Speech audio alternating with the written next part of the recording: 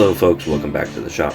Today we are making a custom touch mark order from some 5166 spring steel. To start out, we will begin forming the struck end taper.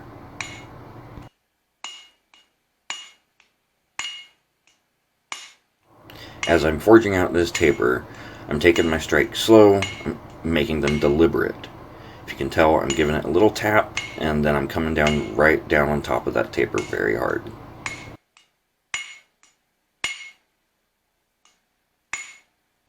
Now that our taper is formed, we can go ahead and speed up our hammering process and get that taper elongated out a little bit more. Just about 1.5 to 2 inches.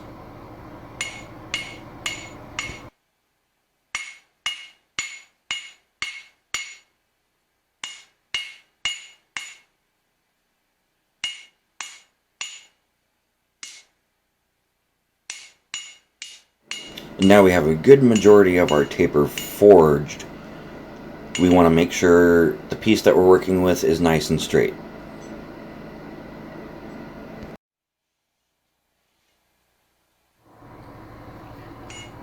Now we're going to square up the body of this touch mark.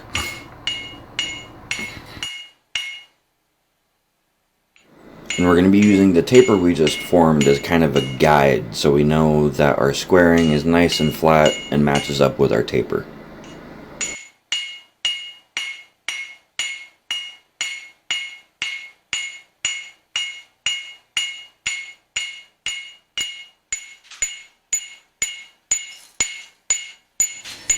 As the material is being squared out and we're getting some length to our bar, I'm checking for any raised spots that are a little higher than the rest of the bar, and I'm evening those out. And just doing some general squaring up and planishing right here, just to get it looking like a nice bar.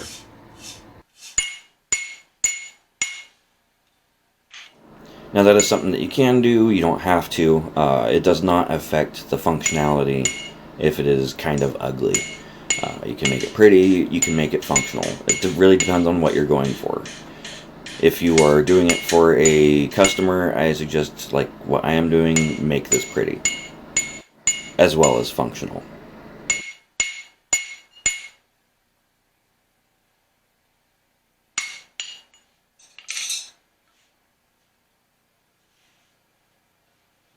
And now we have a nice square bar. We're going to throw that back in the fire and do the stamp end taper.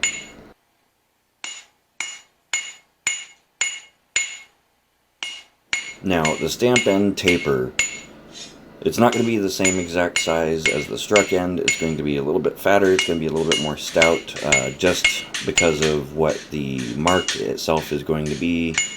It's going to be a pretty small mark. So I want to make sure that not only do I have enough surface area to work with, that I have some left over to repair any mistakes that I may make.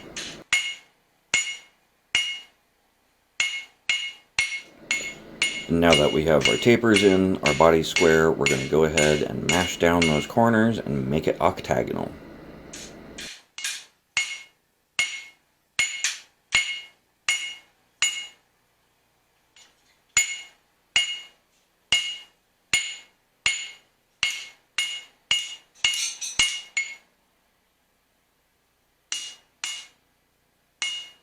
Now that we got one end octagonalized, we're going to turn it around and do the other end.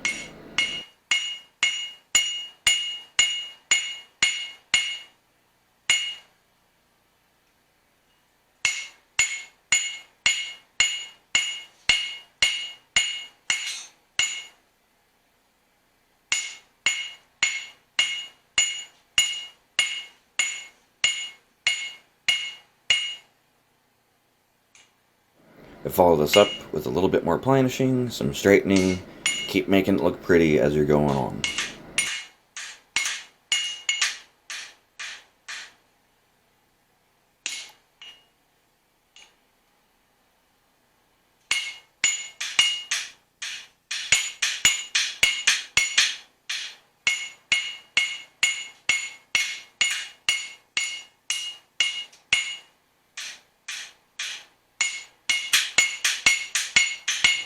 Now we got the octagonal shape in on the body. We're going to move that up to the struck end taper. We're going to make sure that is all octagonal, and it doesn't have to be perfect because most of it is going to get ground down later on, but I like to continue on the octagonalization to the struck end taper. Just a preference.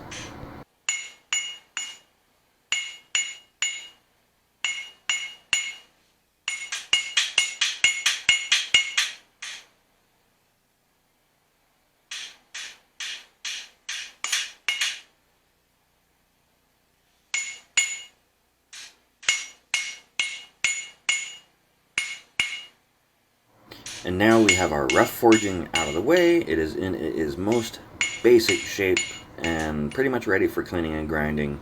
All we have to do is mark it up.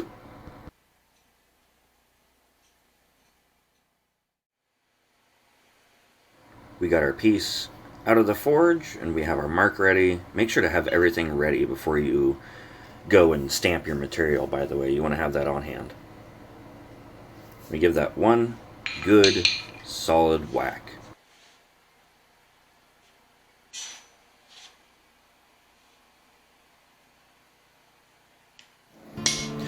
Now that is all we have for today. Thank you very much for watching. I hope you enjoyed it. Very much enjoyed making this video for you. To catch part 2, please like, share, and subscribe.